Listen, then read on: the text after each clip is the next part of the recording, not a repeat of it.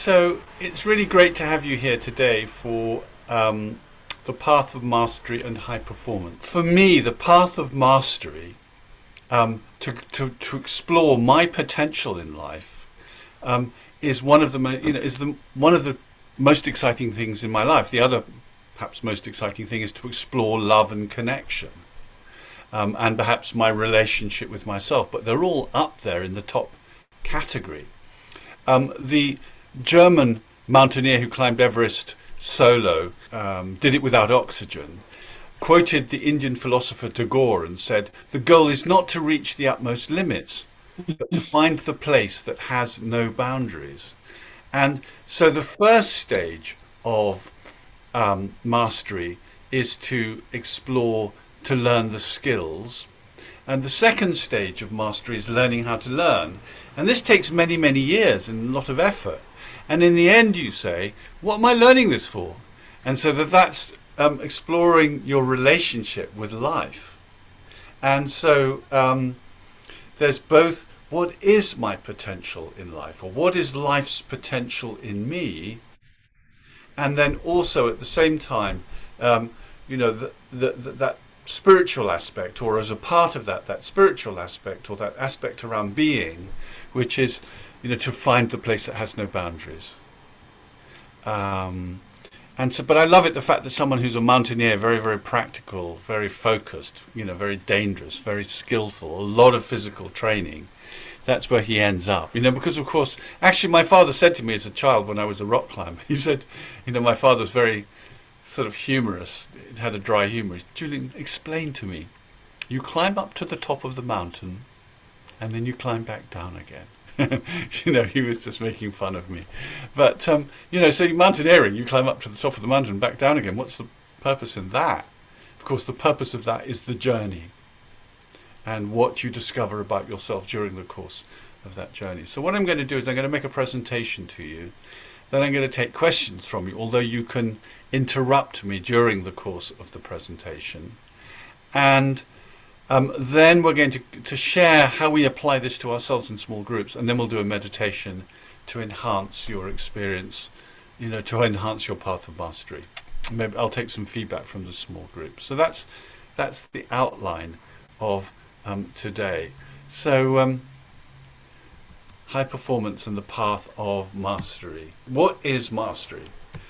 So the path of mastery is when you explore your ultimate potential in some skill set.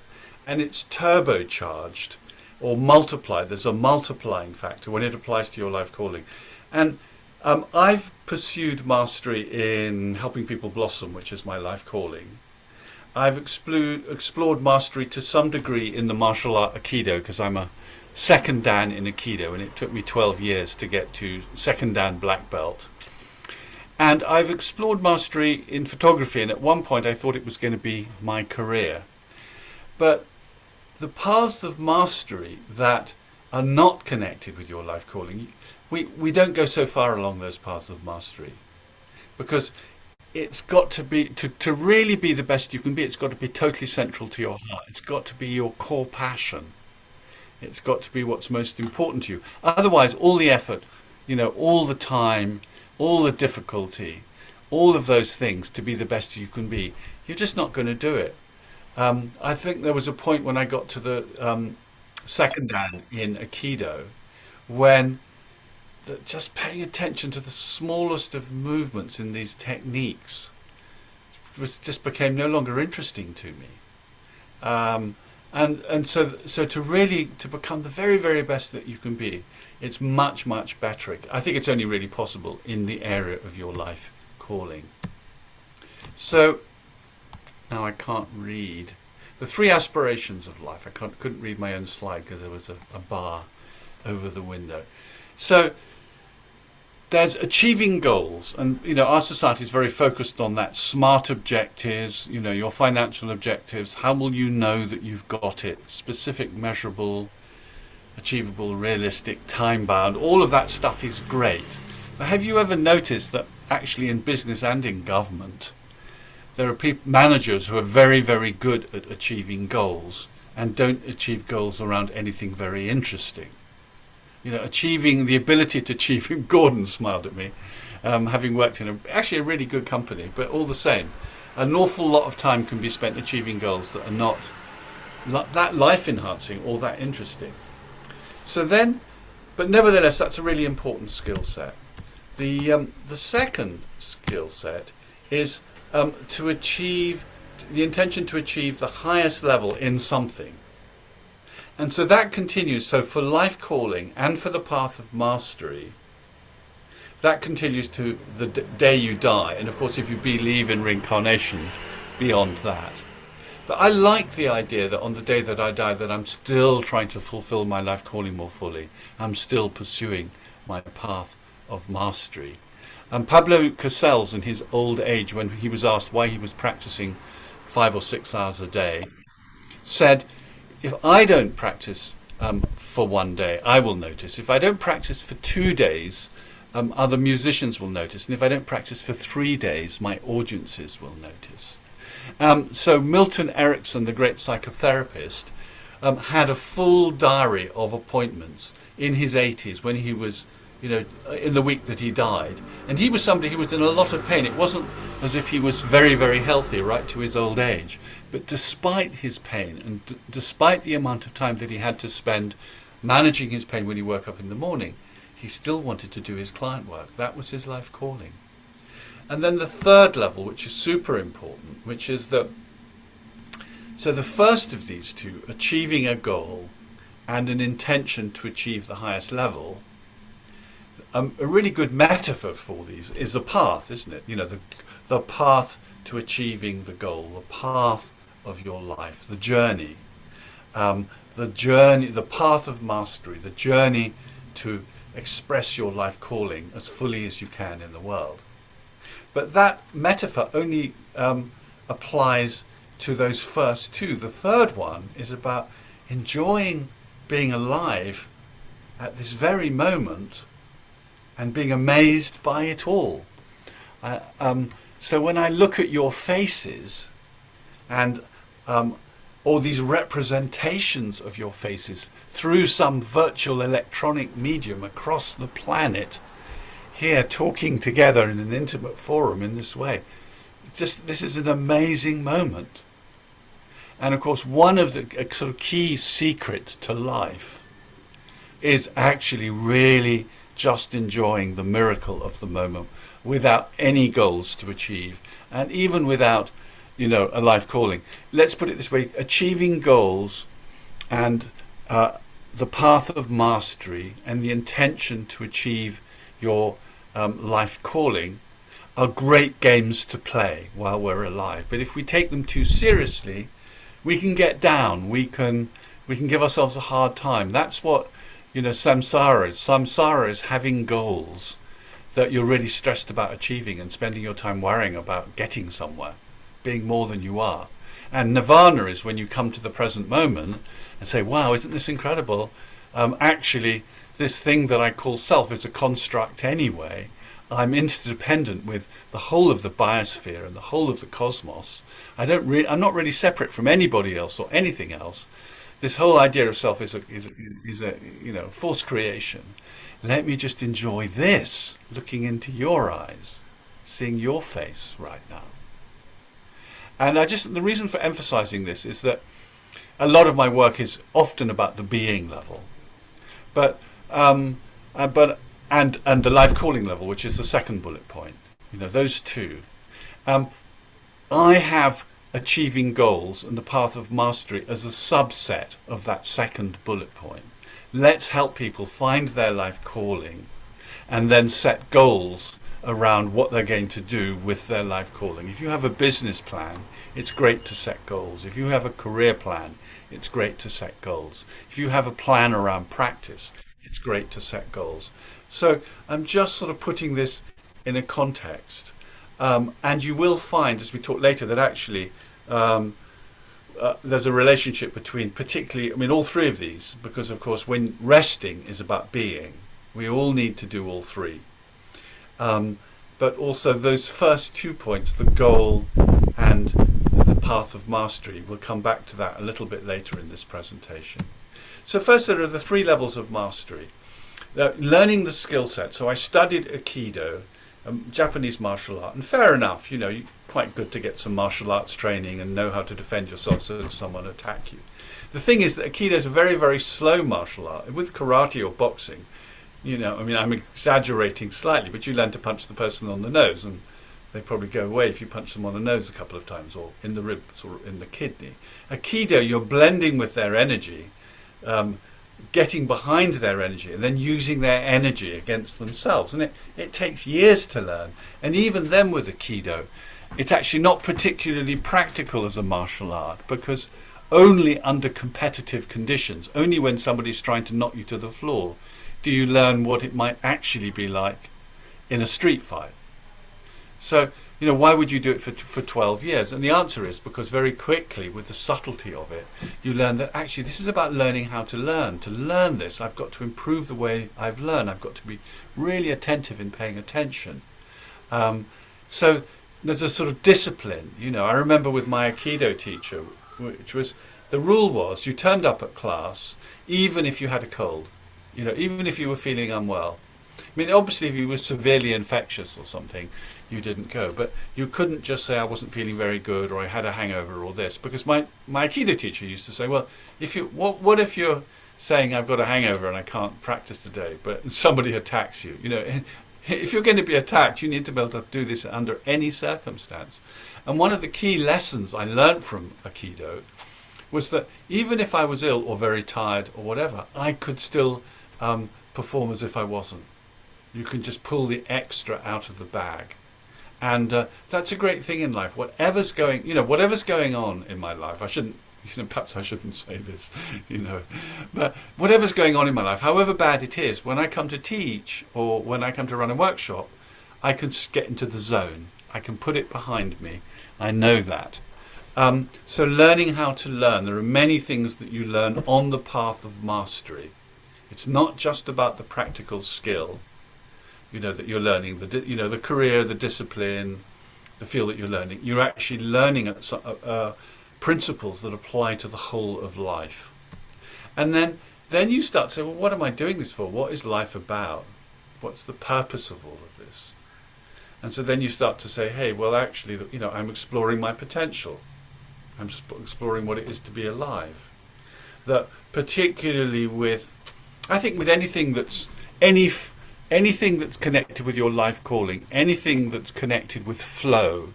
So flow is a state where you're just stretched enough that you really have to give it your full potential, but you're not stretched so much that it's stressful. And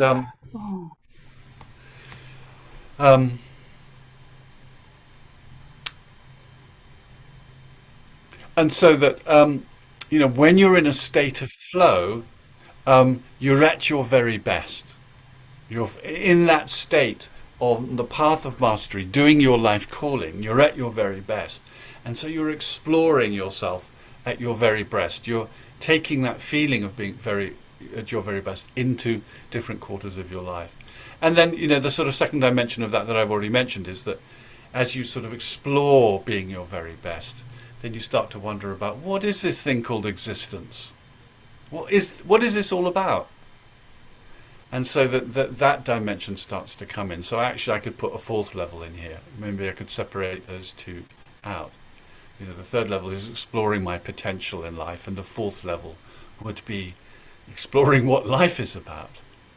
And I think one of the beautiful things about the path of mastery, which I think is really super important, is that you can take, most of us have to have jobs, or had to have jobs at some point in our life. And so you can take your job, hopefully if it's connected to your life calling, or the life call, if you've found your life calling and found a way to create a job, or to job shape a job that fulfills your life calling to a high degree, then all those hours at work are about exploring your potential in life. It's not just a job and then I go home and use my money. So you're learning a skill set to improve yourself in the job. Then you're learning how to learn, and that applies more generally to how you learn in life. And then you say, well, why am I exploring my potential? What's this about? I'm exploring my potential. How's this interesting? And then you say, how is exploring my potential a part of existence? And so therefore your job, in the ideal circumstances, if you've managed to get a job that supports your path of mastery and your life calling, your job itself is a part of the path, and therefore all those hours that you spend at work are a part of, exploring your path of mastery. And that's what's so exciting about this. You don't have to be spiritual and go and sit on a mountaintop. You can be spiritual by just doing what you do to the best of your ability, which I think, is super, super interesting and important. So here are some key components. The first is that it needs to be your life calling, or follow your bliss. And I can't remember whose words those are, but it'll come to me. One of you will know. What is it that you're passionate about? What is it that you love? I think that one of the first things anybody should do when they grow up is discover their life calling and then center everything around that life calling.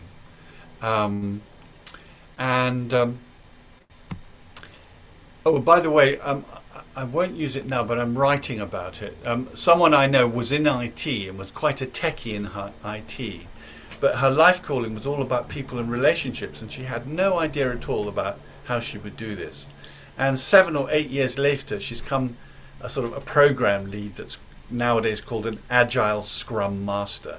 And what they do is just hold all the relationships together to deliver a program. So she's actually, despite being a techie, she's found a way of fulfilling her life calling. So any career, you can fulfill your life calling in almost any career. Some will do it better than others. My life calling, helping people blossom. If I was on the checkout at Tesco's at the supermarket, I would probably remember the people who came regularly and ask them about themselves and have them be seen. But being on the checkout at the supermarket isn't the way that would fulfill my life calling as as fully as possible. But there are some other roles. If I was a leader in a good organization, well-managed organization, I would probably get recognized if I spent my time developing people. So very often there are ways of getting more bang for your life calling out of a current career. So the other one is focus on the journey, not the goal. It's got to have intrinsic motivation, which is that you're doing it because you love it, which is actually a component. Life calling has intrinsic motivation. You do it because you love it. You're not so worried about how much you get paid for it. When they did research into life callings, people would frequently say, don't tell my boss, but I would do this even if I wasn't paid. Of course, we all need to eat and have shelter and pay for gas and electricity and all of that. We all need to, to have some source of income. But the focus is, I'm doing this because I really love it. And therefore, that really motivates you to follow that path of mastery, because you're doing it because you absolutely love it. The other thing is this idea of who trains wins. There's a which, by the way, I've stolen that from British Special Forces. The slogan of the British SAS is "Who dares wins." But at the beginnings, and this is the idea of the 10,000 hours of practice. There's some a little bit of controversy around some of the research, but basically it's good research, and it's a really powerful idea, which was that when they looked at people who'd been to a music school in their careers afterwards, and they got them to assess how much time they'd spend playing the violin in this case, the people who'd done 3,000 hours of practice became music teachers. The people who'd done, and I'm being a little bit approximate with these figures, people who'd done 7,000 hours were members of the orchestra, and the person who'd done 10,000 hours was a lead violinist, the first lead in the orchestra. And then they looked at the Beatles, who were not very good musicians before they went and played in a club in Germany, but they got their 10,000 hours of practice in Germany, and they came back as great musicians. So who trains wins. It's the 10,000 hours of practice, or it's the 99%. Genius is 99% perspiration, 1% inspiration. And so this is and that's why you've got to love it. If you want to be the best you can possibly be, you've got to love it. You've got to want to do it. you want to spend, you find yourself spending time on it even when you're not meant to be doing it. So, and then finally, this is something that I pulled particularly from this field of training of Olympic athletes, the work of Lanny Bassam, with winning in mind, where he says that when you get in the Olympic stadium, you can't know or decide whether or not somebody else has trained better than you and has got a physiology for your sport that is more, somebody may have a physiology that's more adapted to high performance. There's nothing that you can do about some of those things. The only thing you can do is that before you get in the Olympic stadium, expect to work to perform at the level of at the highest level you possibly can, and ideally at world-class record level before you get in the Olympic stadium.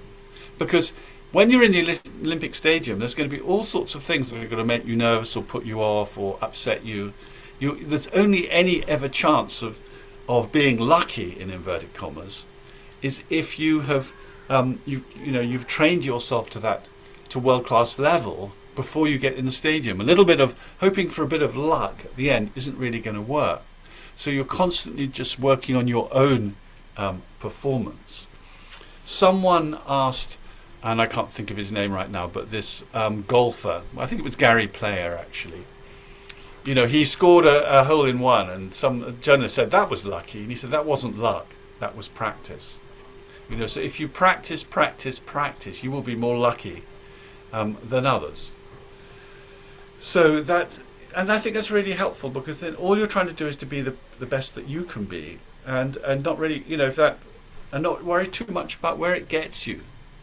If I look at my colleagues, say Steve Gilligan and Robert Dills, they were in California in the 1970s with where at the explosion of the humanistic psychology revolution, when all those great humanistic psychologists were at Esalen Institute, Fritz Perls, Virginia Satir, Bateson was at the University of Santa Cruz, Milton Erickson was working. They met Bateson. That they were there at the beginning of the revolution that really was caused by Bateson, that ended up with NLP, brief therapy, Ericksonian family therapy, lots of other traditions all started at that time. They were there at that time. I was in London, where none of that was going on. Steve Jobs and Bill Gates were in the right place at the start of that revolution. So it's no point in comparing yourself to other people. All you do is work on the thing that you have to work on, your own personal next steps. So here is the good news, actually, that, okay, if you want to be a rifle shooter or a runner or something, if you want to fit within an existing box, then there is some, there will be some comparison with your skill set versus other skill sets. To get into the final of an Olympic race, you have to compete in the earlier sessions against other people. That is going to be a part of it. But for most of us, we're not interested in being, the 100-meter record holder. We're interested in being the best we can possibly be in our own unique area. It's not like if I say I want to be a great leader, but my style of leadership will be different to anybody else's style of leadership. I will bring my own attributes. So rather than trying to fit into a box or a cookie cutter shape that somebody else has determined, most of us have the opportunity to define, to be the best that we can be rather than the best that anybody else can be. So there's your life calling. Now, I've never done this bit of research, and I should do that because I've got all the records, but of people who've discovered their life calling with me. But I sort of think there's maybe, if we go for broad categories, maybe there's only 20 or 30 different types of life calling.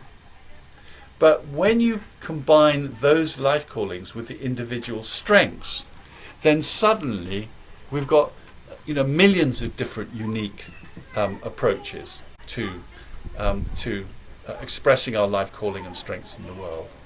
When we take the difference in our inner resources and our life experiences, that means we're the only one in the whole of existence. You are the one. Sort of like look at you in the camera and say, you are the one. You're the only one who can do what you can do.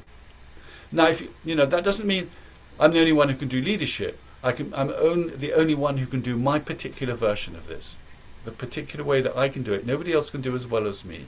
So what I have to work out is, what is the uniqueness of my particular version, and then express that clearly into my personal brand. Whether as a self-employed person, it's through my web pages and my communications, my YouTube channel, all the rest of that malarkey, or whether in an organization that you're very good at expressing your personal brand, this combination, this inner brand, if you like, telling people what it is, saying to your boss, hey, why don't we shape my job this way? Because these are the things I'm really good at. These are the things that I'm experienced at. Let me do that, because if I do that well, it'll provide higher value to the organization. These bits here, I'm neither that interested in, nor am I that good at. Can't we give it to Joe, who's in the peer group? Or we could hire someone a lot cheaper than me to do that part of the job. And so then it's called job shaping in business, that you persuade the organization to carve a niche for you that is suitable to your particular competencies. But that's what we should all be doing in the world, carving a niche that really fits us. Reasonable men and women fit themselves to the world. Unreasonable men and women fit the world to themselves. Therefore, all progress depends on unreasonable men and women. And a good example of that is Steve Jobs, who went to university and came back home and said, Mom, he said, I've decided I don't want to do the course, it's boring. But good news, the university is allowing me to do various courses. They're not degree courses, but I can do various courses at the university. And then so mother says, well, what are these courses? Oh, I'm doing some IT and I'm doing some graphics. And mum says, what has IT got to do with graphics? Well, of course, Steve Jobs is the person who put IT and graphics together and changed the whole computer field. Many of you are not old enough to remember this, but when I was young, computers had black screens with green characters. That's all there was. ASCII text on a screen. It was Steve Jobs who put graphics into computers. So he thought outside the box, and he carved a niche that didn't exist before he did it. And all the innovations have happened that way. Someone has been brave enough to carve a niche that had previously not been thought about. But this is the good news. It's like, carve your niche, because that's your uniqueness. And so here are some dimensions of high performance. So there's conscious goals. Lanny Bassam, the trainer of Olympic sports people and other high performing sports people, says that you can't achieve a goal you can't achieve a goal, you won't achieve anything that's bigger than the goals that you've set. I mean, unless you're just lucky. Sometimes just you're lucky, you're not expecting it. So he says to his sports people, if you want to win an Olympics, make winning an Olympics a goal. Make that a goal. I think, not to sing the praises of Boris Johnson, but I think he was at school and he said, I want to be Prime Minister. Actually, Penny Mordaunt said it to some people years ago. It's like, so this is not a good example, but so set a goal about what it is what do you want to achieve? What is the aspiration? What's the vision? Really get it clear in your mind, see it. And in fact, he teaches people to say, I am an Olympic champion. He has them write it down and say it every day, I'm an Olympic champion. So that's the first thing. So then the second thing is, you've got to get to the right skill level. So there's the unconscious competence. And hopefully you all know there's conscious incompetence. I don't know how to drive a car. I get a driving lesson. And then there's conscious competence. I'm sitting in front of the car and I sort of think, Oh, I've got to put the clutch down. I've got to put it in first gear. I better look in the mirror to check there's nobody behind. I'll slowly take my foot off the clutch while I put my foot on the accelerator, and hopefully it'll all work well. And that level is a sort of very awkward, stuttery level, because of course driving a car requires unconscious competence. Any high performance skills can't just be done from the conscious mind. You can't just take a PowerPoint and say, here's the PowerPoint with the skill, now let me do it. You've got to practice it and practice it and practice it so it's unconscious.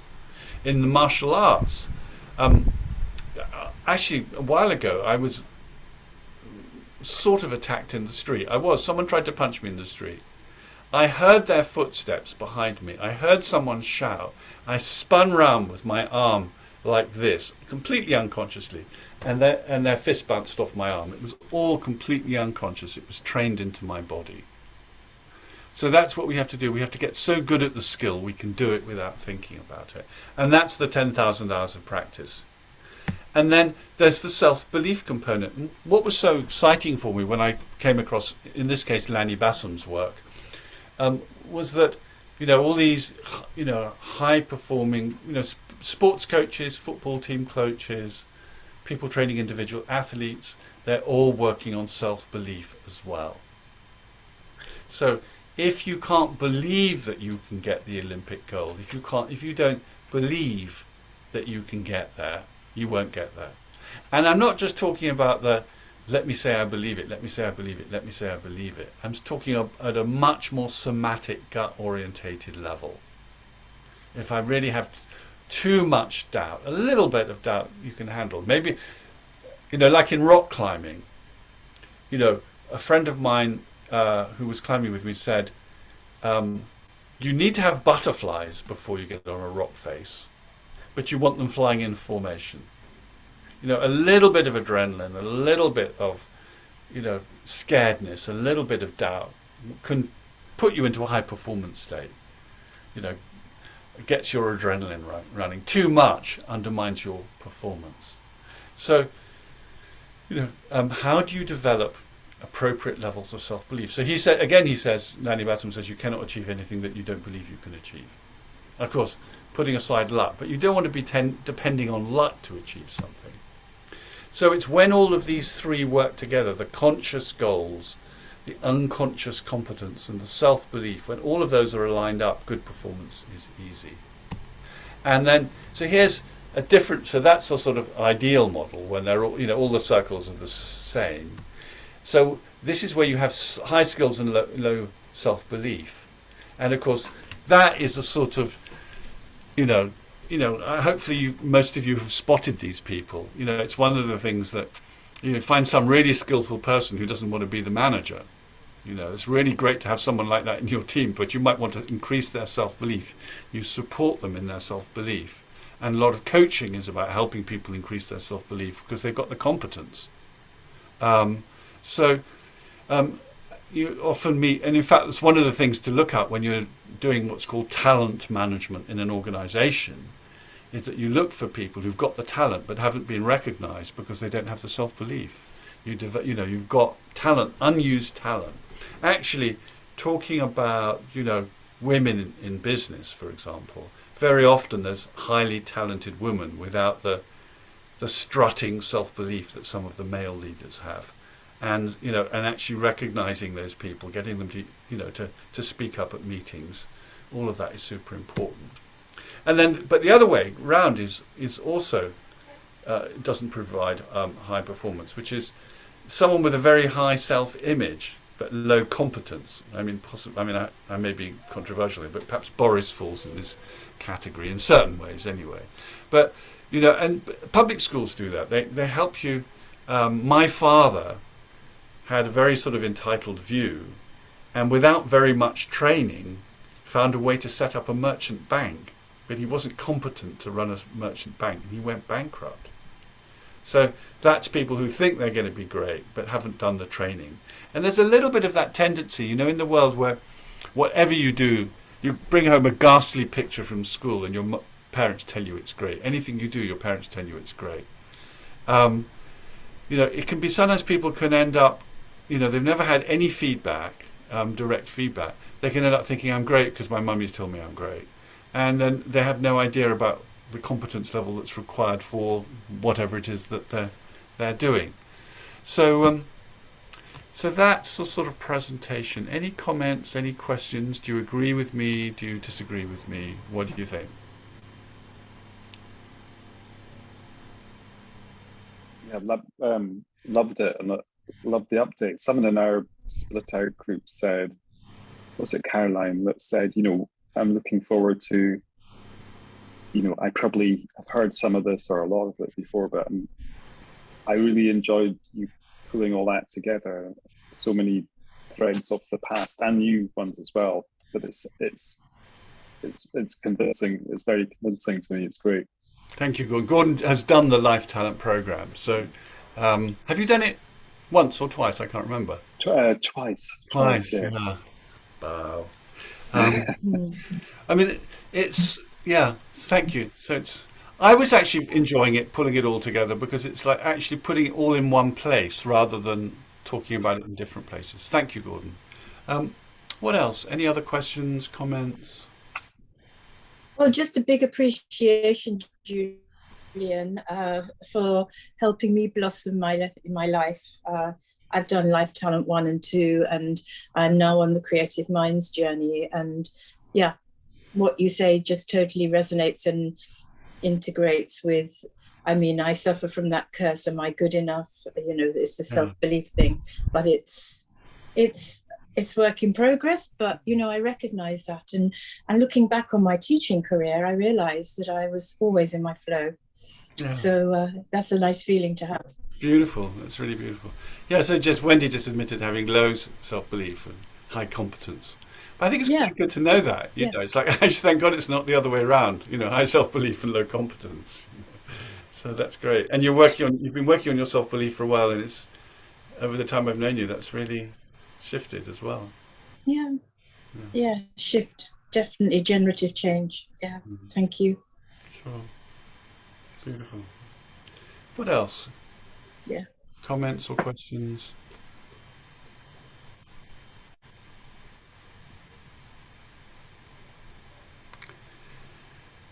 Yeah. Actually, what I will do, go on, Debbie. I'm just curious what happened to the guy in the street that you blocked their punch? What happened? Oh, actually, I just looked him in the eye. I just stared him in the eye. I didn't do anything. I just stared him in the eye. He turned around and walked away.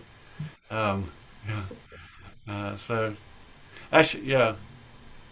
So sometimes one of the nice things in the Aikido is if you're really settled in your hips and your body and centered, people don't actually want to fight you. You don't normally you don't do this in Aikido. You just keep your hands by your side, but your hips are settled. Someone will look at you and say, "I don't want to mix with him or her." But anyway, that's an aside. Gordon. Just a comment. I think it's powerful to say what which path of mastery do you want as an individual.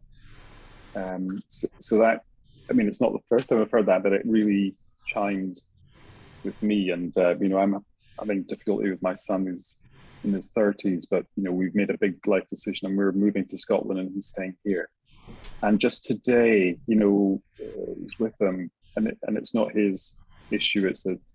It's our dynamic, which is the three of us, that is not good. And so, I wrote down right at the start of this, and Julian had the first one up. So I've decided, well, I'm going to be a master of how to help my son, and that can be more, that can be less, that can be, it needs to be something different, and it's not me telling Actually, him, I but mean, it needs yeah. to be something different.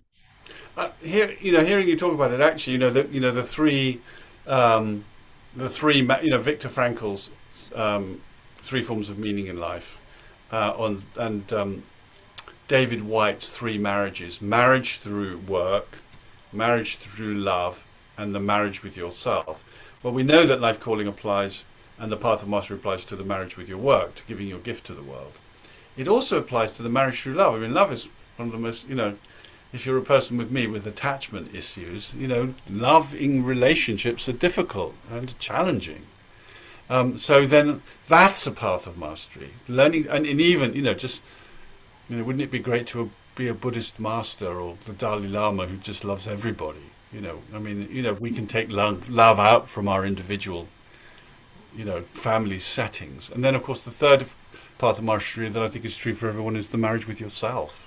Those are I would say we all have three paths.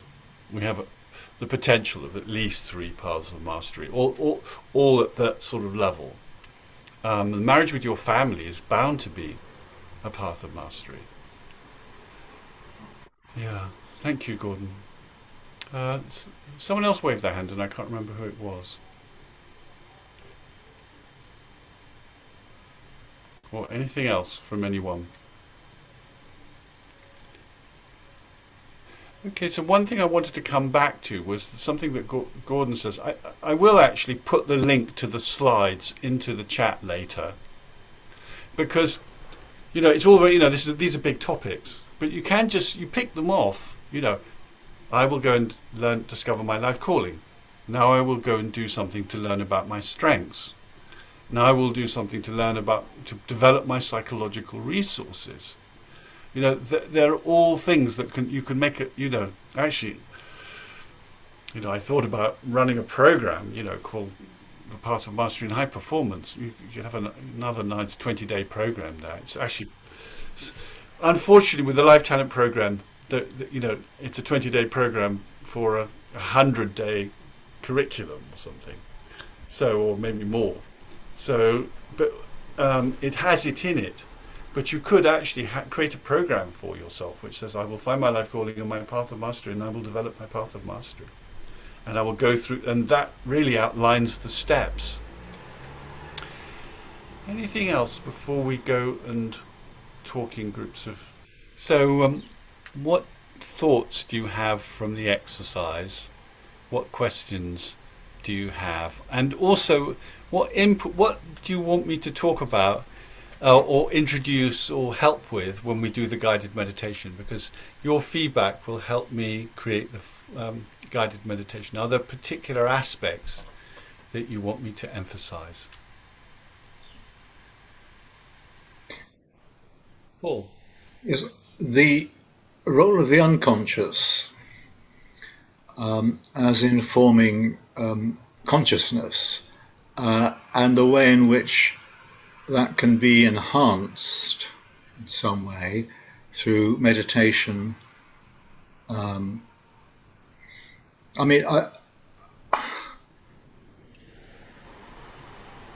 never quite certain what belongs to a consciousness and unconsciousness, because obviously things arise from the unconscious, but they present as consciousness, don't they? That is a personal question.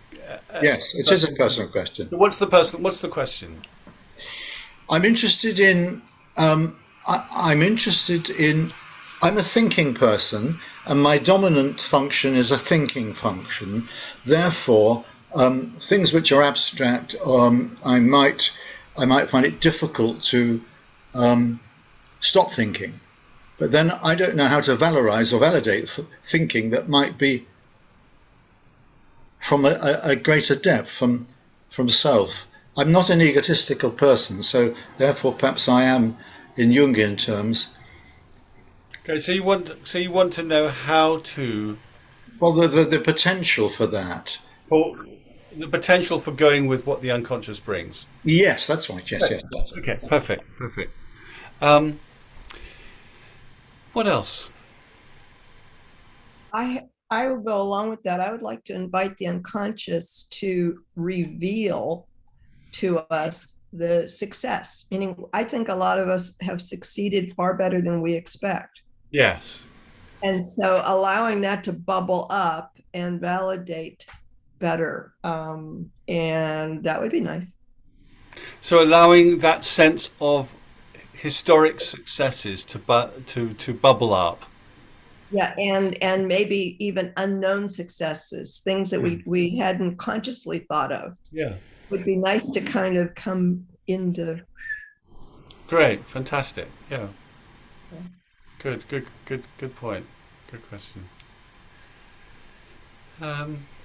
What else? I was slightly distracted. There was someone who just arrived who hasn't been on the call before, so I just put them in the waiting room, and it's not the right time to join this call, I don't think. So, anything else?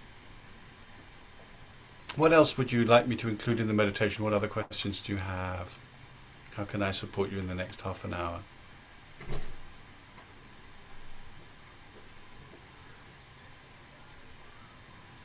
We could also reveal some more unconscious skills. Great. Love it. Barbara's an experienced hypnotherapist, going back forever. Not quite forever, but a long time. While you're thinking about your questions, further questions, let me just address Paul's a little bit. That one of the best ways of getting the unconscious engaged is actually just practice. So we can do the meditations, and meditations are great, and it's actually, just practicing meditation, consciously deciding to meditate on something means that you'll start to get the habit of that meditation, and then that meditation will come more and more easily, and then you may find a point at which, for example, I wake up at night and my archetypal figures appear in my, half in the dream state, or even they appear in the dream state. So the more we create a habit, the more spontaneous it is. So that was why I used the story of the person attacking me. It wasn't a conscious, it was unconscious. And so high performance is a lot about, in those situations, something happens and you just have a feeling, oh, this is the thing to do, or the words come out of your mouth. The best, I'm sure that all of you who've ever been in a high performance state that involves speaking find that suddenly these great words are coming out of your mouth and you didn't know where they came from, because it's come from the unconscious. It's come from, or you could say from higher power sometimes, depending on the metaphor you want to use. So the main thing is, the more you practice, the more the skill set is just in your body. Do you drive a car, Paul? Paul, do you drive a car? You do, yes. Not all. I ride a bicycle as well. Yeah, so you can probably talk to a passenger while you're driving a car. You can probably, going to a destination that you've gone to many times, you probably don't even have to think about how you get there. And so you don't have to think about the gear changes or looking in the mirrors. All of that is just happening at an unconscious level. You don't have to use conscious process for that. And if you move house, one of those funny things is, or you move office, you suddenly find yourself arriving at the previous location, the previous house, the previous office. So that's an example of the power of the unconscious. That actually most activities happen at an unconscious level. When you walk, you're not consciously trying to maintain your balance. But when you were a baby, you had to put a lot of conscious attention into it when you were learning to walk. Most of the time, finding your front door, lots of things we do are done at a completely unconscious level. It's just, we have a little bit of software that says, right, let's do this. And that's why creating habits is good. So creating habits, I hardly mentioned that, I think. But so in the path of mastery, what you do is you create a habit which is an unconscious pattern. There's a great book, by the way, Atomic Habits, and the best thing is you put it in a sequence of habits you already have. So, for example, I have the habit of, when I wake up in the morning, I make myself a cup of tea and I go and meditate. Now, when I wanted to do more stretching, I just clipped stretching onto the end of meditating. So then, I just inserted it into a habitual sequence, an unconscious sequence. And so creating habits of doing your 10,000 steps or your 10,000 hours, that's a way of just really building it into your unconscious. So you don't have to think about what you say to your client. You don't have to think about what you do. It just happens. You do it. Does that make sense, Paul? Yes. And, yeah. Automatic pilot, as it were. Automatic pilot, that's right. The unconscious is a great automatic pilot. Yeah.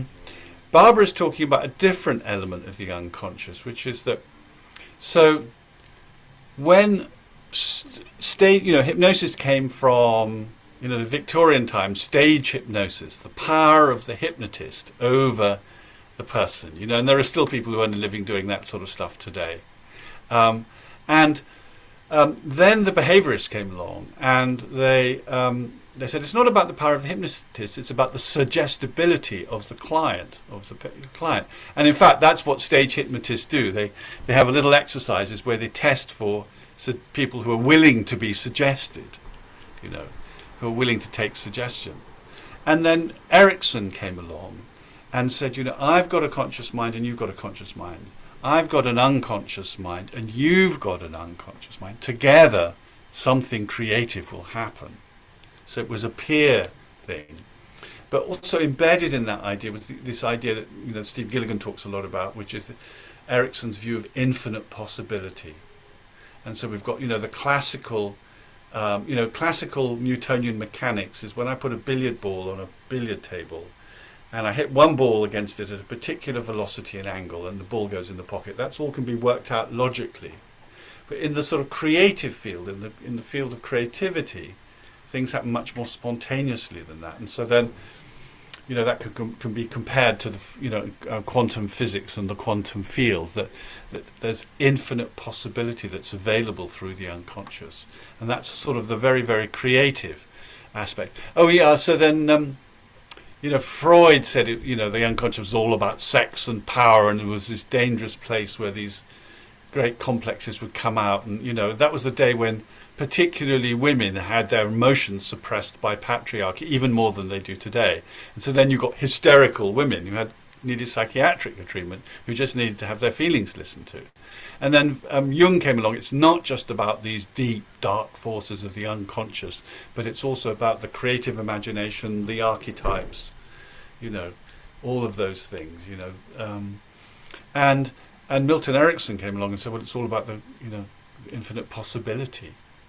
And so that's a sort of a really key idea that we can play with in this meditation, which is that, as Barbara said, suggested, she suggested two things. The first was that let's remember the path of mastery that we've been on all our lives, and how much skill we have in what we do, and how we've learnt so many things and we've been in the flow.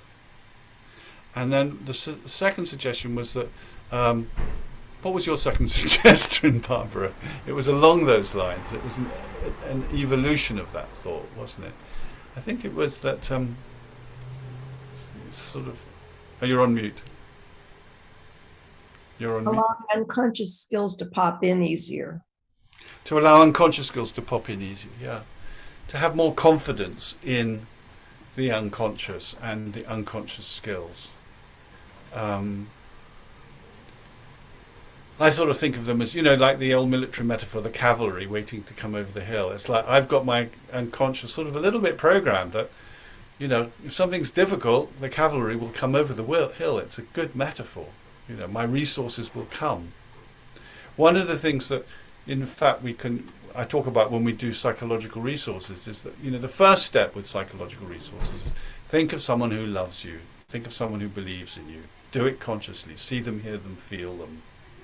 And then, think of an archetypal form that empowers you, whether it's, spiritual or religious form or some other form where you sort of receive blessings and you can receive that.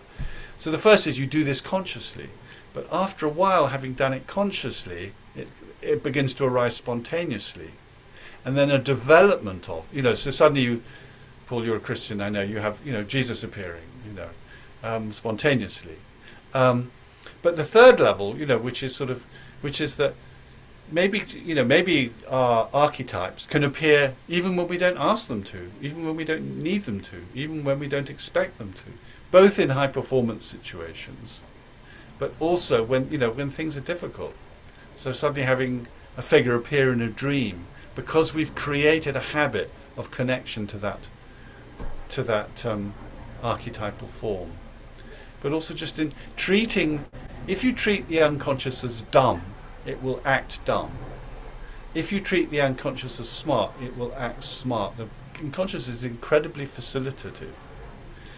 If you treat it as the source of infinite potential, it will provide you with infinite potential. If you look at each of Erickson's students, they all came away with something completely different from Erickson. They all tell totally different stories about Erickson.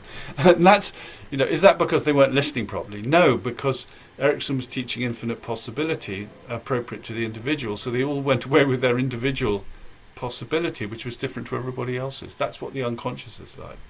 The unconscious acts on invitation, acts on how we're treated. So having said that, let's do a brief meditation unless there's anything else anybody wants to insert into the conversation. So I'd like you to remember one time in your life when you were deeply connected with yourself, deeply aligned in yourself. It might be a recent occasion or a more historic occasion. You could start by just remembering that occasion, and then you could start to feel it in your body right now. We can start with seeing it and hearing it, and then we step in and we feel it in our body. We recreate it in our bodies. It could just be something as simple as a time in a natural landscape when you were on holiday and had no worries or cares in the world. Or it could be a time of high performance at work when you were just so aligned in your heart.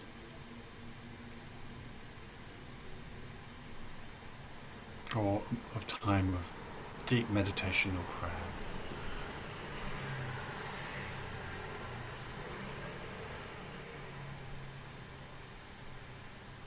Now, it's really helpful to just notice your internal dialogue. And is it being supportive or unsupportive? Just stand back and watch it. Because the only thing that can really sometimes get in the way of us going into a deep, connected body-mind state is a little nagging voice. So what you do is you tickle the little nagging voice under the chin. You say, hello, you're welcome too. But you're not me. You're just one part of me. I can see all these things. I can hear all these things. I can feel so many things. And this little voice is just one part of all of that. And so you can say to the voice, just give me a moment to relax and connect.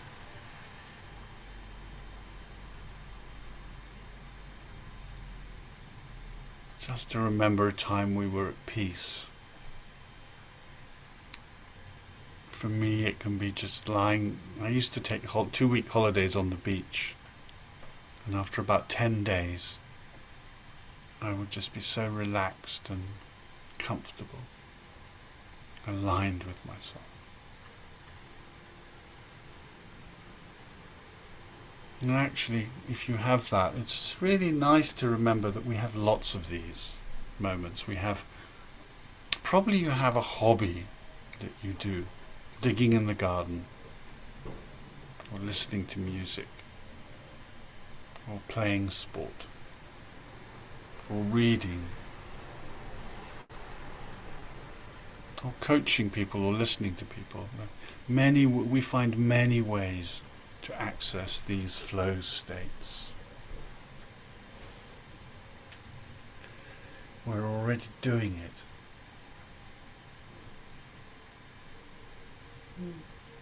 Let's just pick one that feels really great and strong.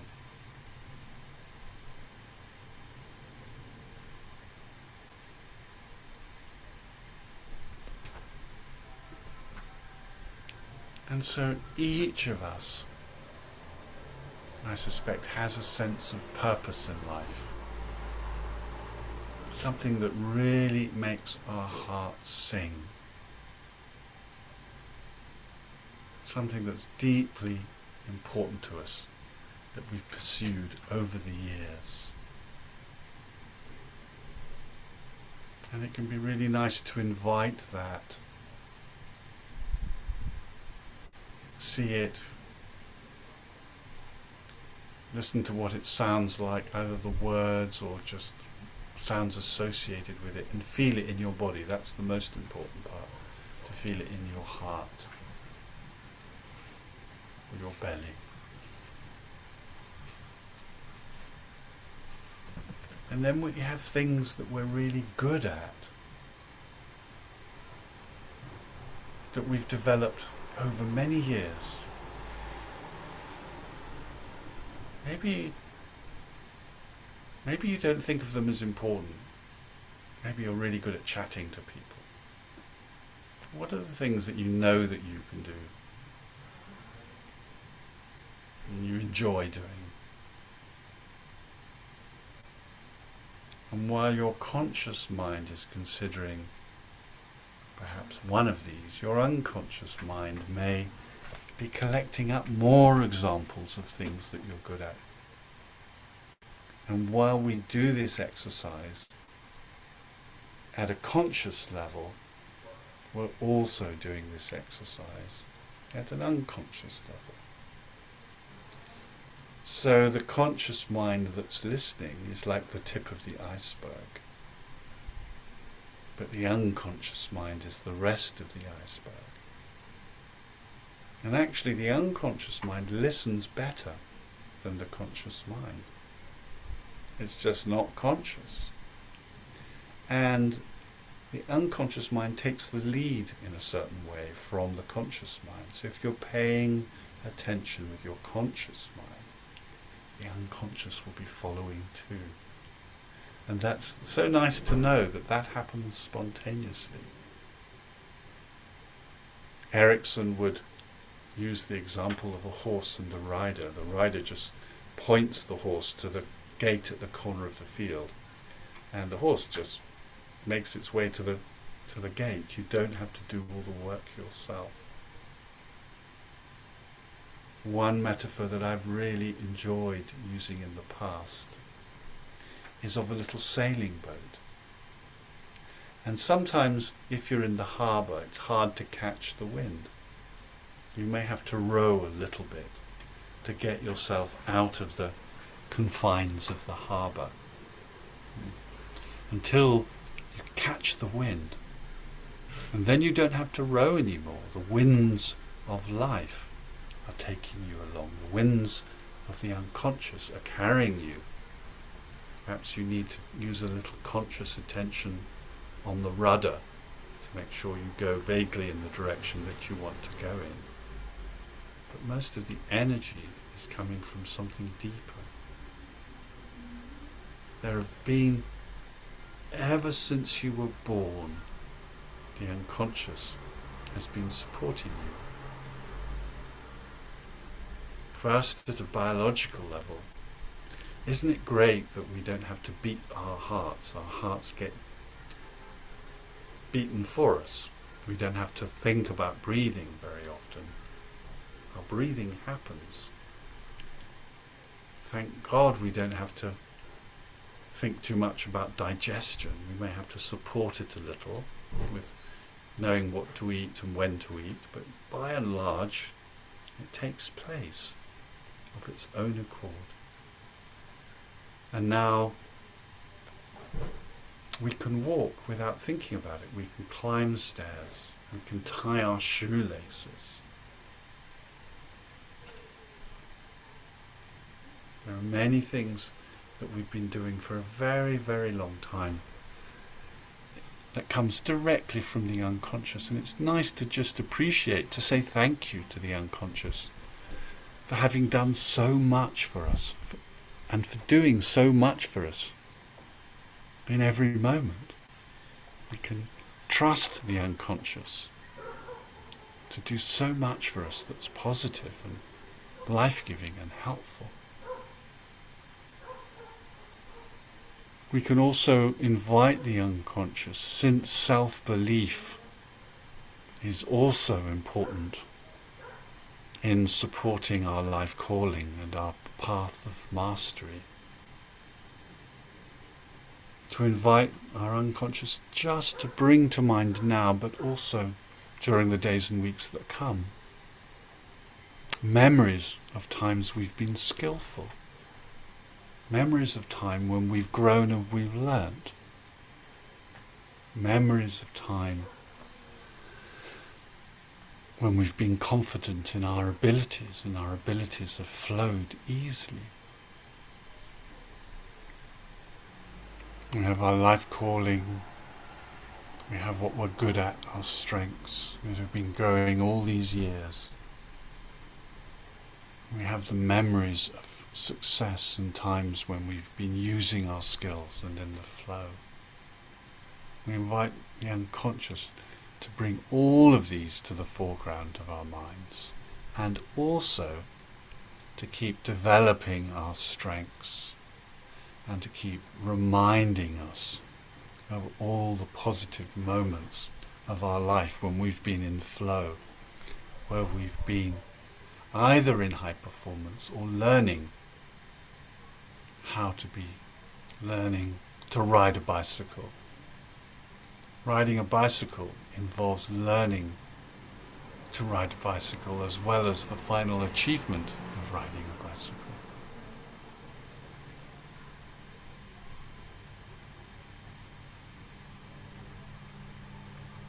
So in support of what we're most passionate about, what makes our hearts sing,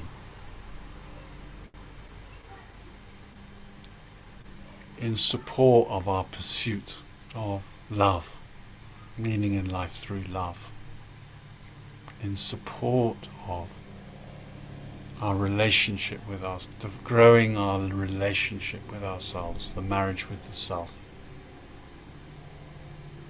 We can invite the unconscious to just help us keep noticing our skills and how we've developed our skills over the years. Keep remembering times when we got it right, because that will support us. That supports us, that builds self-belief.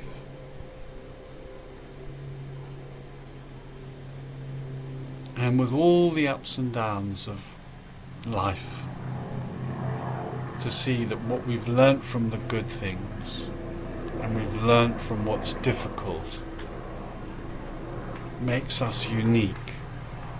This unique combination of what makes our heart sing, of our skills and abilities, of the psychological resources, won sometimes through pleasure and success, but also through difficulty. All of that is on our path of mastery, is what we bring to the path of mastery, helping us to explore our potential in life. How do we know what our potential is? We don't. Do you think that Nelson Mandela knew he would be president of South Africa when they sent him to prison for 27 years? All we can do is say, tomorrow will be a better day. Tomorrow I can have hope for the future. Turning our past disappointments into hope for the future. Sometimes I say, I have to live a long life because I've been so slow getting to where I am. I say that in a hopeful, positive way. It's never too late to fulfill one's potential in life. And I ask that the exquisiteness of the unconscious, the beauty of the unconscious that's so willing and supportive, just to surprise us. Perhaps now, perhaps in your sleep tonight, perhaps when you wake in the morning, perhaps in the days that come, by reminding us of our skills, of our passion, of our successes and flow states, and how we can have more of this in the future.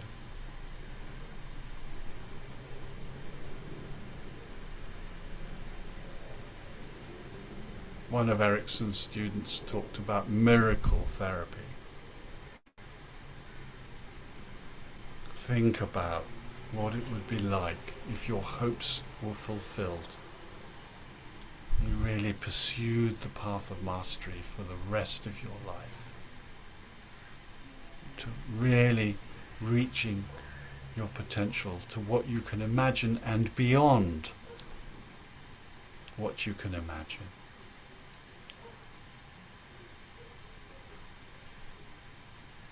Imagine that. You have no idea how far you can go, but you can go further. You know that. How glorious could it be? You have no idea, but you can imagine it being delicious, glorious, exciting. So imagining that, hearing that, feeling that.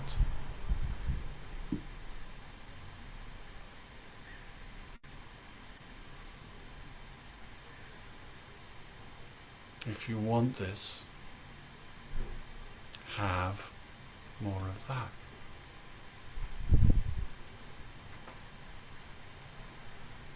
See it, hear it, feel it more.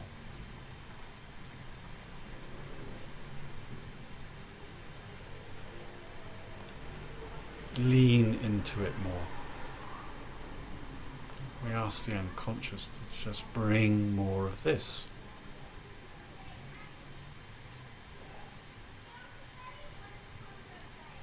Have more of this.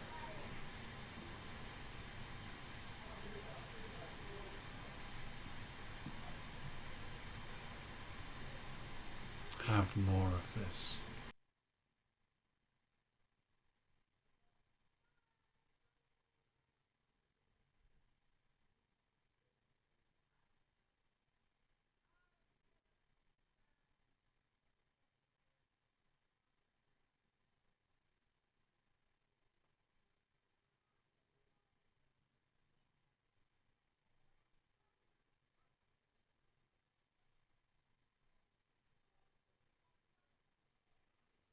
We invite the unconscious to bring more of this, to pay more attention to hope than possibility, than to pay more attention to hope than disappointment. To not only pay attention to hope, but how to support that hope happening. The actions that we take, the habits we create, the discipline we need to keep practicing. My martial arts teacher said that he used to think that if he learnt one thing from a practice session, that was enough.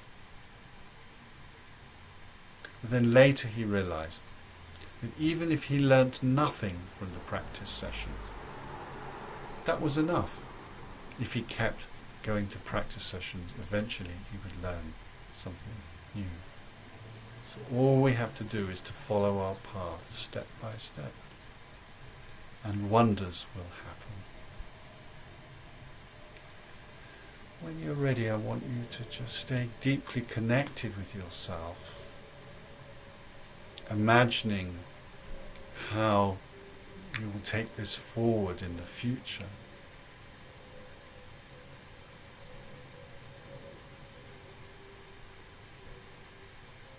And while staying deeply connected, reorientate yourself to the other people in this community.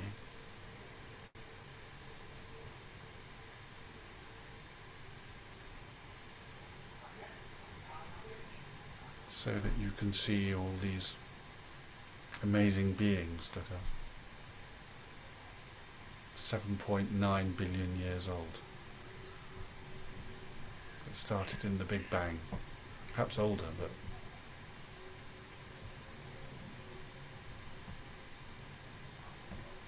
I've always got my little jokes.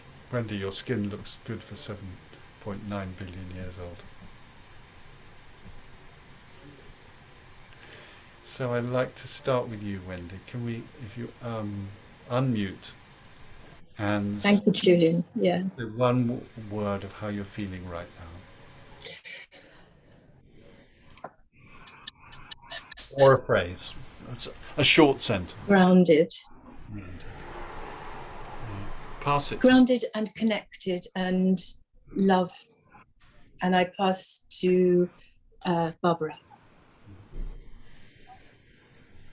I'm totally delighted and love you all.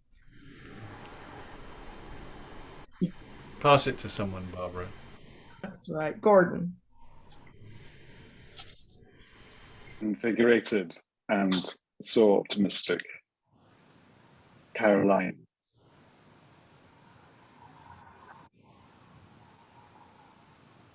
Myself.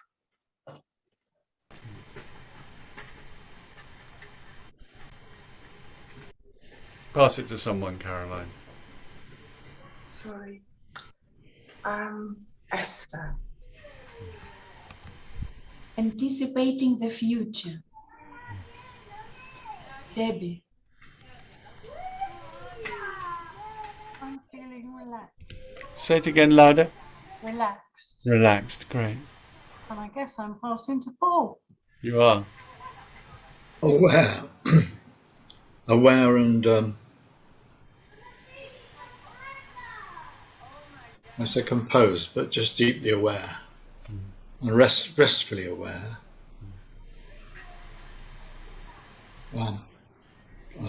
Barbara. Barbara's been, actually. Oh, she been? Gone. That's everybody. Julian. Julian. Centered, open-hearted, feeling warm, feeling enjoyment with you all. So this is the last session until beginning of September, and I should be able to tell you the date, which I might be able to in a second.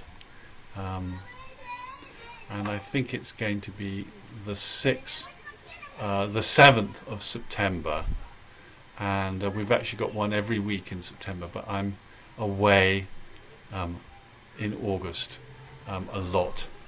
So it's really, really great being with you here, and I look forward to seeing you in September. And also just remember the Life Talent Program Level 1 Tools for Personal Transformation starts at the beginning of October. 9 weeks that goes deeper than we've been going here. Lots and lots of love. You have a great summer. This is Thank you, Julian.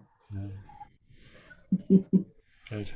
Hug sign or just sign or Yeah. okay. Lots of love to you, and Thank you everybody. Thank you. see you in September. All. Thank you, friends. Thank you. Thank you.